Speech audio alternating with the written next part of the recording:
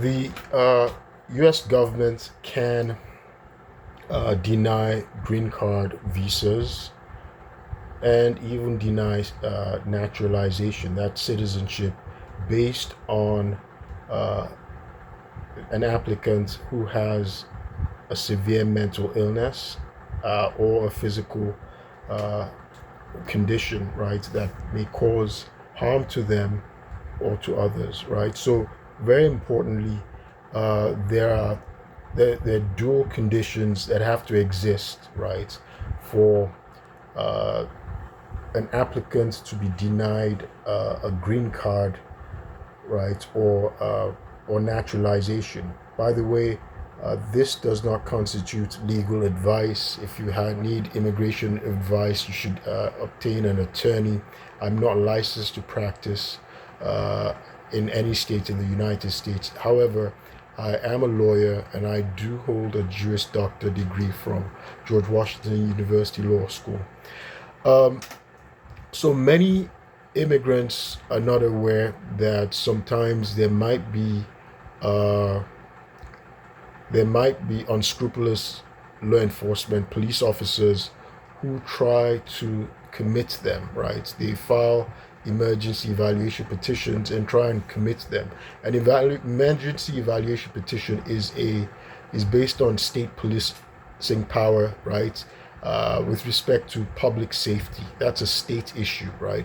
And so the idea of filing and executing an emergency evaluation petition is to say the evaluee, right, has a diagnosable mental disorder, an existing mental disorder, right, and they pose a public safety threat. That is, they're suicidal and or homicidal. Those two conditions have to exist. This is also a condition that requires in the immigration process. Now, I can read it. Let me just read it just to show that I'm not speaking from the top of my head. It's actually within the Immigration and Nationality Act. It's under section 212A1A3, right? Of the Immigration and Nationality Act. A person is inadmissible only if they have a clinically diagnosable mental or physical disorder, and that disorder is associated with harmful behavior that poses or has posed a threat to the property, safety, or welfare of the applicant or others, right? So that's it. It's actually part of the immigration law, right? Physical or mental disorder with associated harmful behavior, right? So if sometimes when unscrupulous police officers uh, execute an emergency evaluation petition, because it has those two conditions, yeah, that person, the evaluee, has a mental disorder and they are harmful, they pose a public safety threat, either they're suicidal or homicidal. Sometimes what they're really trying to do is to make sure that person's you know is denied a green card, is denied naturalization, or if they have, the government has a basis to challenge um, their their green card or their citizenship.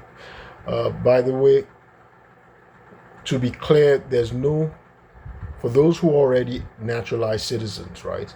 There's no ex post facto revocation, right? So that means denaturalization cannot occur based on lawful behavior or conduct or changes in the medical condition of the naturalized citizen, right? So it has to be something that existed before they became a citizen, right? So again, denaturalization can only occur based on fraud, right? Immigration fraud, a citizenship fraud, or willful misrepresentation that is material. It has to be material. And those are exceptionally rare that the government would look into that. So, again, uh, immigrants need to be very careful. They need to be very careful. Now, what are conditions that may, uh, mental health conditions that can cause denial of a green card? again, it has to be a diagnosable mental health condition like schizophrenia, bipolar disorder, um, schizoaffective disorders, even severe depression, things that can cause self-harm, cause the individual to be suicidal. And then remember, when one's going through the immigration process, the immigration officer wants to make sure that the applicant is not going to be a public charge. They're not going to be a burden on the American public, and they will not pose a public safety threat, a safety threat to Americans. And also, there's a good moral character, right? Good, America naturalizes and gives green cards to people of good moral character. There are those bars that people who are applying for the green card and people who are naturalizing to be citizens have to satisfy. Um, so, uh, Importantly, though, what if the person, did not, they were not diagnosed with a mental illness prior to them becoming green card holders and then naturalizing? Again, there's no ex post facto revocation, right? So that won't happen. Again, the naturalization process of the United States is also humane, right? It has a humane element to it. So if somebody develop, if an American, if an immigrant joined the Navy, right, joins the Navy, becomes a soldier, serves the country, and then they develop PTSD, that's post traumatic stress disorder, as a result of serving Americans in the military. They develop, schizophrenia, something severe because they served in the military. Will the U.S. government then, proceed with the denaturalization process? No, they won't, because that would be inhumane. It's unjust, right? It's unconscionable in the law. So no ex post facto revocation is possible. Again, the only instances that can trigger a denaturalization process is prior fraud, right? Immigration citizenship fraud, right? They committed fraud in the process, or willful misrepresentation in the process, and the government has the burden of proving through clear, unequivocal, and convincing evidence in a court of law. It's not an administrative process. By the way, the denaturalization process is also very burdensome to the United States government, to taxpayers. It is the Department of Justice that has to file a case, a lawsuit against the intended person to be denaturalized, right? It's not the USCI, it's the Department of Homeland Security that grants them citizenship in the first place or approves their green card. They're not the ones who will do it. It's the Department of Justice. So it's a very burdensome, very difficult situation. So you see people that have been going through the denaturalization process, it's normally people that the Department of Justice was already pursuing, people who were criminals, right? I saw in the news that 17 people were denaturalized, and the government was pursuing denaturalization of 17 criminals. So those are people that were criminals, hardened criminals, that the Department of Justice, the FBI, was already going after. They went after them, they convicted them of crimes, and then they decided to look through their immigration, right? That, okay, how did criminals become U.S. citizens? Because normally naturalized immigrants are actually more well behaved than natural born Americans, those born in the United States. They're normally more better educated, they're normally more well behaved. That's why America wanted to keep them, right? Apart from the fact that maybe they had relatives who were citizens. But America also, they have to pass through the process based on their own merit as well, their own meritorious conduct, their own qualifications, right? So the it's a very challenging and rigorous process of to go through denaturalization, and it has to be a civil lawsuit filed by the Department of Justice, U.S. Department of Justice, right? So it's not the the department, that's the Department of Homeland Security or USCIS, which grants citizenship or which approves green cards that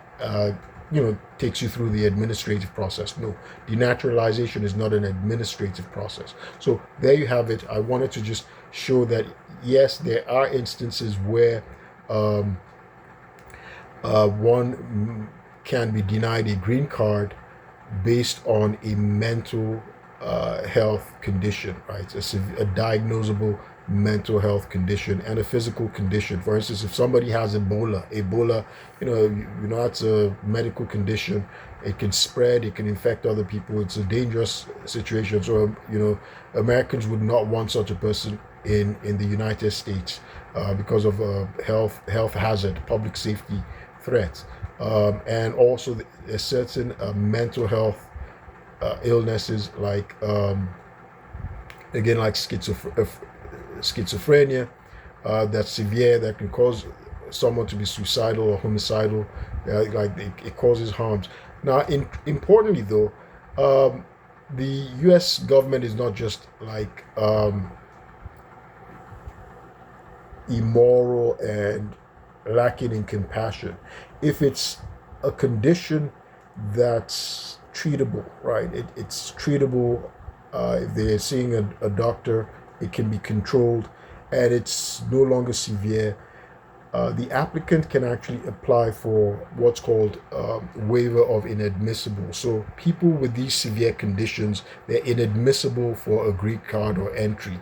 By the way, in order to enter, even for temporary visas, normally sometimes you might have to take a medical exam. I took a medical exam before I came as an F1 student 27 years ago. I took a medical exam.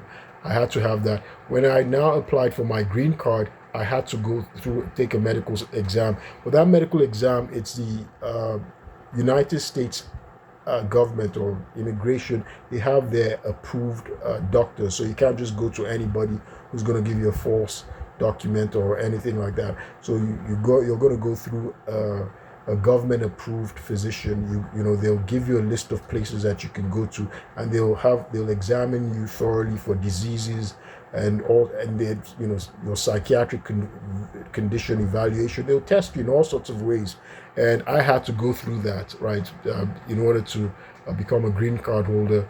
And then of course when you're done, then of course you become an American citizen if you apply for it, and they approve you for your citizenship. So a medical exam is a requirement because the United States government doesn't want to admit people that will pose a health hazard to Americans, right?